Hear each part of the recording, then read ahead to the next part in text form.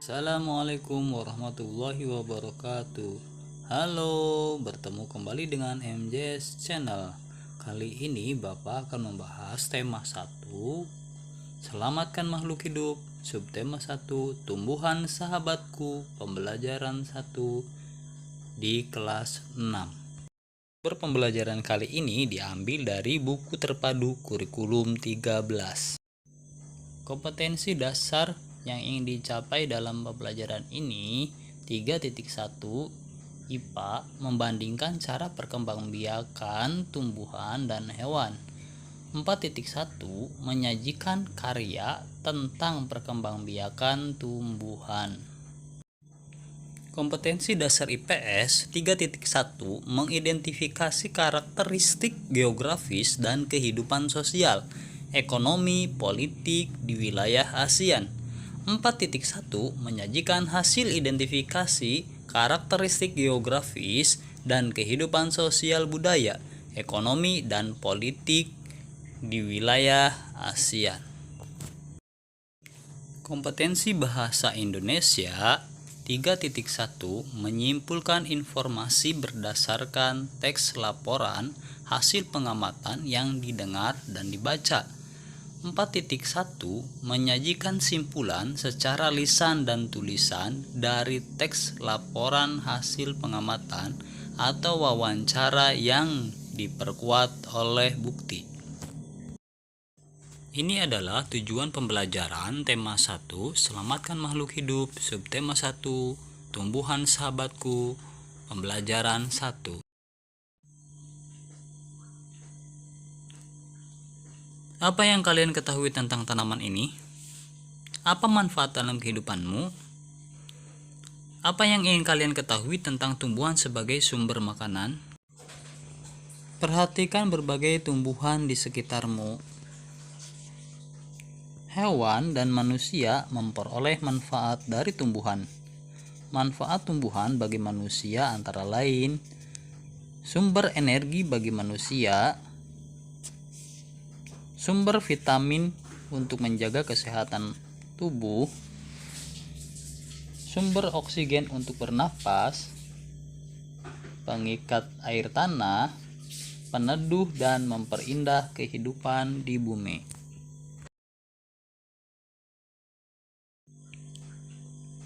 Apa manfaat tumbuhan bagi hewan? Yaitu sebagai sumber energi bagi hewan. Tumbuhan merupakan sumber bagi kehidupan manusia dan hewan. Tumbuhan adalah produsen penghasil cadangan makanan dan sumber oksigen untuk bernapas dan melindungi bumi dari sengatan sinar matahari.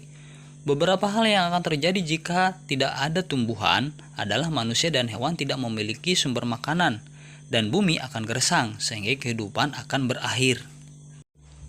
Mari kita amati teks perkembangbiakan jagung. Bagaimana jagung berkembang biak? Jagung merupakan salah satu tanaman yang dijadikan bahan makanan pokok di berbagai negara. Salah satunya di Indonesia. Di Indonesia, penduduk Madura menjadikan jagung sebagai makanan pokoknya. Jagung merupakan salah satu tanaman penghasil karbohidrat yang diperlukan oleh tubuh. Seorang petani jagung memulai pembiakan tanamannya dengan menanam biji jagung. Setelah 3-4 hari, bakal tanaman akan muncul di permukaan tanah. Tanaman jagung akan terus tumbuh menjadi besar 3 hingga 3,5 bulan. Buah jagung dapat dipanen oleh petani. Buah jagung yang berbentuk seperti tongkol pada mulanya merupakan sekuntum bunga. Bunga jagung memiliki helai-helai rambut halus pada bagian ujungnya. Pada helai rambut tersebut terdapat tepung sari. Tepung sari akan terbang terbawa angin ketika angin bertiup.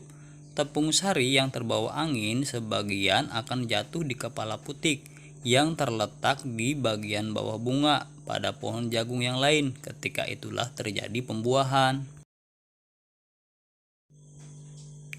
Setelah terjadi pembuahan, bunga jagung tersebut terus berkembang biak hingga menjadi buah jagung.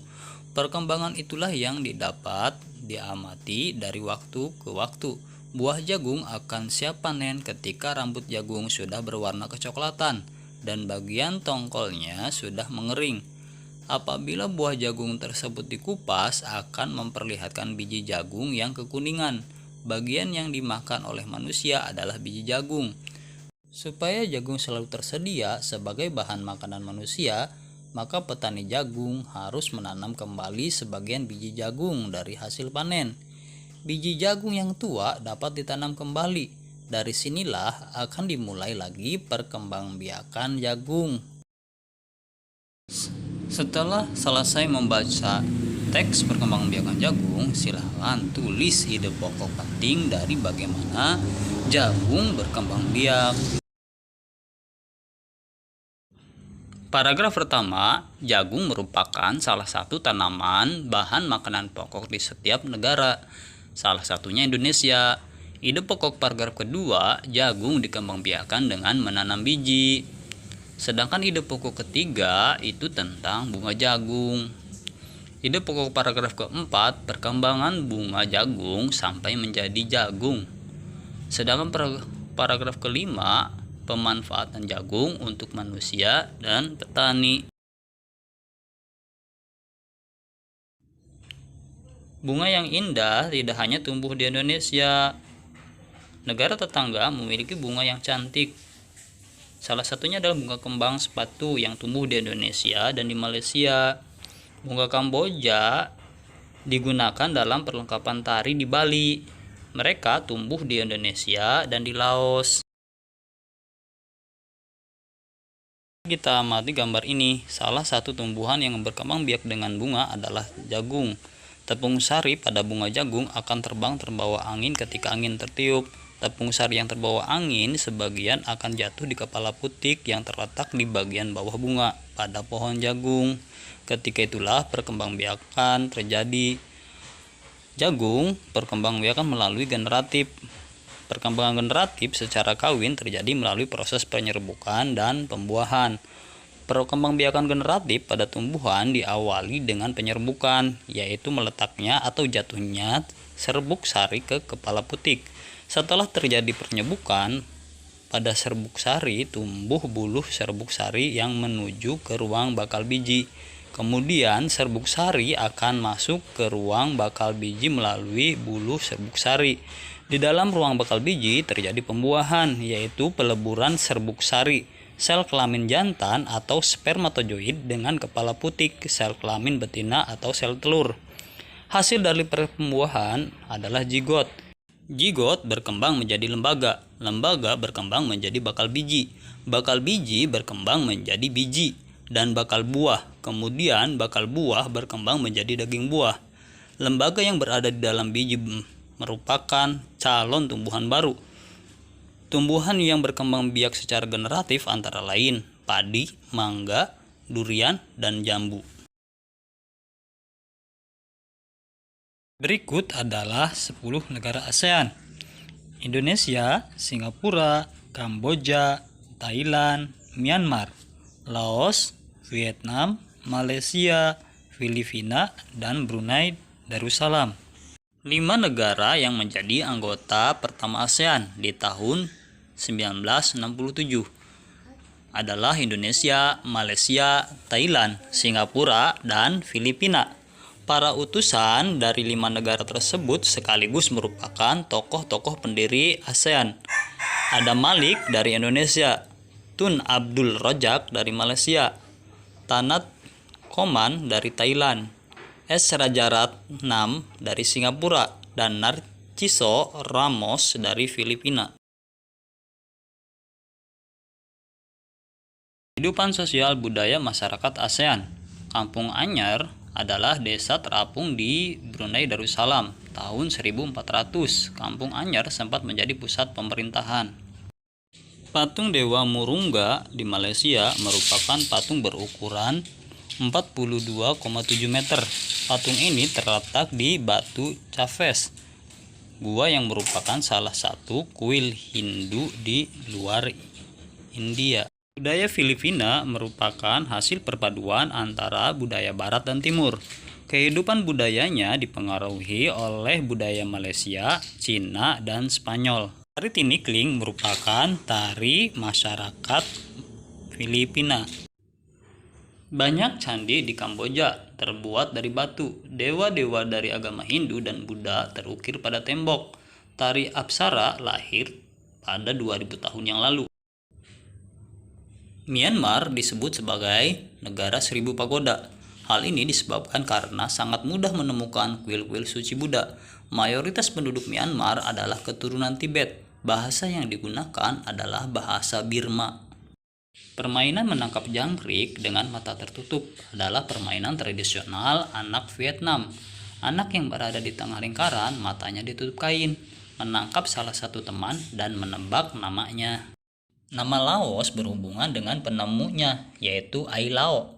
Orang Laos terkenal kesabaran dan kesederhanaannya. Hal ini terkait dengan ajaran agama Buddha yang banyak dianut masyarakat. Olahraga tradisional di Laos adalah katau, seperti olahraga bola voli, namun menggunakan kaki untuk menangkap dan memukul bola. Bola terbuat dari anyaman bambu. Singapura memiliki lambang negara yaitu Merlion. Merlion adalah patung berkepala singa dan berbadan ikan. Menurut mitos, Singapura dahulunya adalah kampung ikan. Kampung ini bernama Temasek, yang berasal dari bahasa Jawa yang artinya lautan. Singapura berasal dari kata Sangsekerta yang berarti kota singa. Penduduk Singapura berasal dari Cina, Melayu, India, dan Eropa. Thailand adalah salah satu negara di ASEAN yang tidak pernah dijajah bangsa Eropa. Thailand dalam bahasa Thai adalah Pratet Thai yang artinya tanah kebebasan. Sejak tahun 1800-an, Thailand berubah nama antara lain Siam dari bahasa Sangsekerta yang artinya gelap atau coklat dan Thailand. Perhatikan peta ASEAN Tenggara berikut ini. Kondisi geografis Asia Tenggara. Letak geografis Asia Tenggara berada di antara 3 perairan, yaitu Samudra Hindia dan Teluk Benggala di bagian barat, Laut Cina Selatan di utara, dan Samudra Pasifik di timur. Wilayah Asia Tenggara dibagi menjadi 2 dataran. Dataran berbentuk semenanjung. Wilayah yang berbentuk semenanjung adalah Malaysia, Thailand, Laos, Kamboja, Vietnam, dan wilayah Malaysia bagian barat. Dataran berbentuk gugusan kepulauan. Wilayah gugusan kepulauan Filipina, Indonesia, Malaysia bagian timur, Singapura, dan Brunei Darussalam. Sekarang, tulislah pemikiranmu tentang karakteristik negara pada diagram Venn yang telah disiapkan. Perhatikan cara berikut. Tentukan 2 negara yang akan kamu cari informasinya dengan lebih dalam lagi. Tulislah di dalam kotak yang tersedia. Tulislah masing-masing karakteristiknya di lingkaran sesuai dengan negaranya. Di tengah lingkaran, kamu dapat menuliskan persamaan karakteristik yang dimiliki oleh kedua negara. Selamat belajar dan selamat mengerjakan. Terima kasih.